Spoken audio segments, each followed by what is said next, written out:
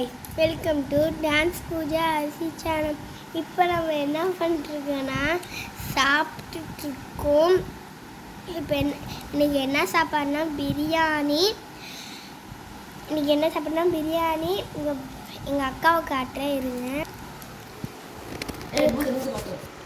கையை தெரிய மாட்டேங்குது.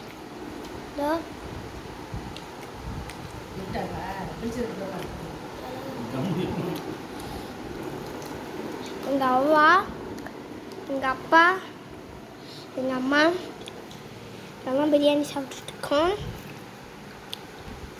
ஜூஸ்,